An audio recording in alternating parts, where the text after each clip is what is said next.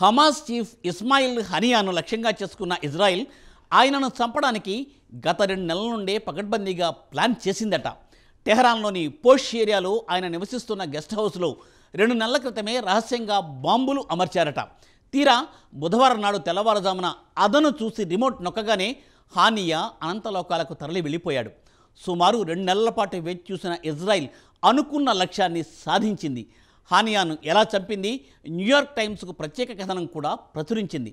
కాగా న్యూయార్క్ టైమ్స్కు అమెరికాతో పాటు మధ్యప్రాచ్యానికి చెందిన అధికారులు ఈ సమాచారం ఇచ్చారట. ఈ ప్రత్యేక కథనంలో ఇజ్రాయిల్ డెడ్లీ ప్లాన్ గురించి మరింత తెలుసుకుందాం.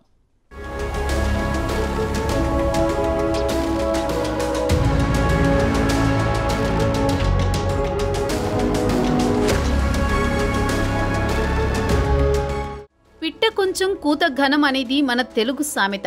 అలానే వల్చర్ ఈజ్ పెయింటెడ్ బర్డ్ అనేది ఇంగ్లీష్ సామెత. ఇక్కడ ఈ విషయాన్ని ఎందుకు ప్రస్తావించాల్సి వచ్చిందంటే, ఇజ్రాయెల్ అతి చిన్న దేశం.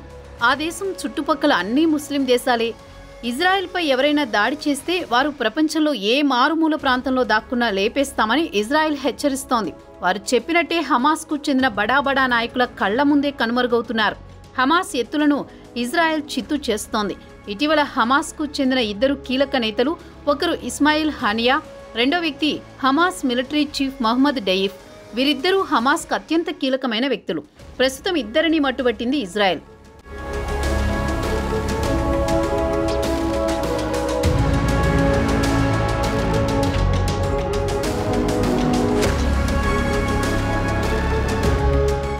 ఇక హమాస్ చీఫ్ హానియాను మట్టుబెట్టేందుకు ఇజ్రాయెల్ గత 2 నెలల నుంచి కట్టుదిట్టమైన ప్లాన్ చేసింది.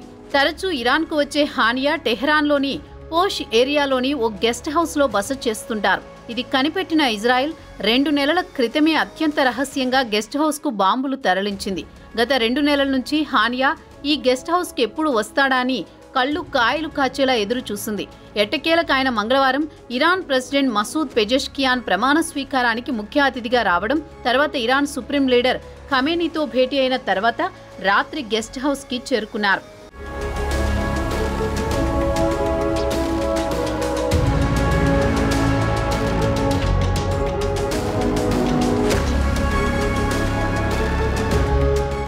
అంతకుముందు మంగళవారం ఉదయమే హానియా గెస్ట్ హౌస్ చేరుకున్నాడని సమాచారం ఇజ్రాయెల్కు అందింది.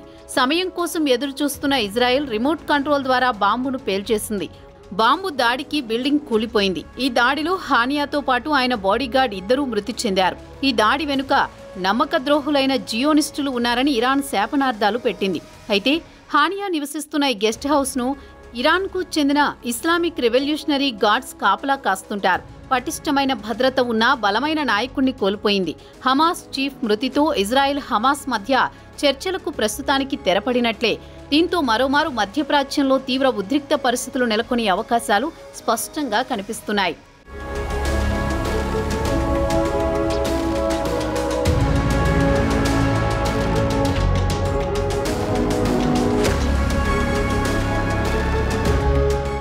ఇంత జరిగినా ఇజ్రాయెల్ మాత్రం అధికారికంగా స్పందించలేదు. అయితే ఇజ్రాయెల్ ఇంటెలిజెన్స్ అధికారులు మాత్రం తమ ఆపరేషన్ గురించి పాశ్చాత్య దేశాల అధికారులతో పంచుకున్నారన్న టాక్ కూడా వినిపిస్తోంది. ఇక అమెరికా విదేశాంగ మంత్రి యాంథోనీ బ్లింకన్ మాత్రం హానియా హత్య గురించి తమకు ముందస్తుగా ఎలాంటి సమాచారం తెలియదని స్పష్టం చేశారు. హానియాను రాకెట్ దారి ద్వారా చంపారన్న ఊహాగానాలు వినవస్తున్నాయి. అయితే టెహ్రాన్ మొత్తం ఎయిర్ డిఫెన్స్ సిస్టమ్ కింద ఉంది కాబట్టి రాకెట్ల ద్వారా చంపడం అసాధ్యమని మిలిటరీ నిపుణులు చెబుతున్నారు. అదీ కాకుండా భవనం డ్యామేజీ కూడా అతి తక్కువ జరిగింది. ఇరాన్ భద్రతా సిబ్బంది కళ్లుగప్పి బాంబు గెస్ట్ హౌస్లోకి తరలించి రహస్య ప్రదేశంలో దాచారన్న వార్తలు వినవస్తున్నాయి.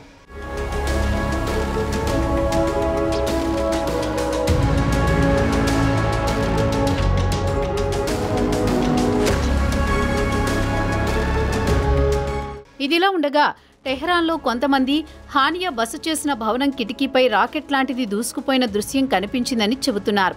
అయితే ఇరానియన్ అధికారులు భవనంలోనే బాంబు పేలిందని చెబుతున్నారు. ఇజ్రాయెల్ సీక్రెట్ సర్వీస్ మొసాద్ పక్కా ప్లాన్తో ఇతరులకు ఎలాంటి ప్రాణహాని జరగకుండా జాగ్రత్త పడింది. ఎందుకంటే హానియా పక్క గదిలో పాలస్తీనా ఇస్లామిక్ జిహాద్ నాయకుడు జియా అల్ నకలహా బస చేశాడు. ఆయనకు ఎలాంటి ప్రాణహాని జరగలేదు. హానియా తమ గెడ్డపై మృతి చెందడం ఇరాన్ అవమానకరంగా భావిస్తోంది. గదిలోకి బాంబులు ఎలా ఎలా వచ్చాయనే దానిపై అధికారులు దర్యాప్తు మొదలుపెట్టారు.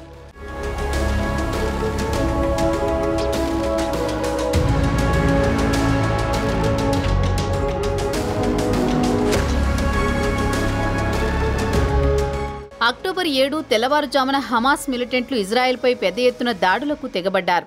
ఈ దాడిలో సుమారు 1200 మందిని చంపేసి 250 మందిని బందీలుగా తమ వెంట తీసుకువెళ్లారు. అటు తర్వాత హమాస్పై ఇజ్రాయెల్ దాడి మొదలుపెట్టింది. ఈ దాడిలో ఇప్పటి వరకు సుమారు 39,000 మంది పాలస్తీనా ప్రజలు మృతి చెందారు. లక్షలాది మంది నిరాశ్రయులయ్యారు.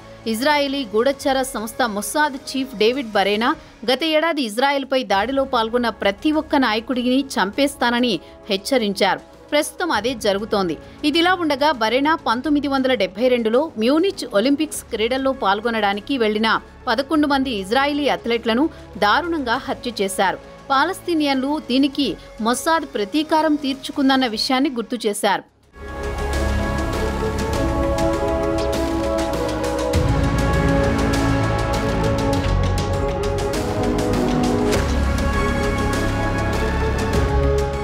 ప్రస్తుతం హమాస్ వెంటనే 2 కీలకమైన నాయకులను కోల్పోయింది. తాజాగా హానియా మృతి హమాస్కు కోలుకోలేని దెబ్బ. ఇక అందరి చూపు ఇరాన్ వైపే ఉంది. ఇరాన్ ఇజ్రాయెల్పై ప్రతీకార దాడులకు దిగుతుందన్న అనుమానాలు వెల్లువెత్తుతున్నాయి. దీంతో మరోమారు మధ్యప్రాచ్యంలో తీవ్ర ఉద్రిక్త పరిస్థితులు నెలకొనే అవకాశాలున్నాయంటున్న వెస్ట్రన్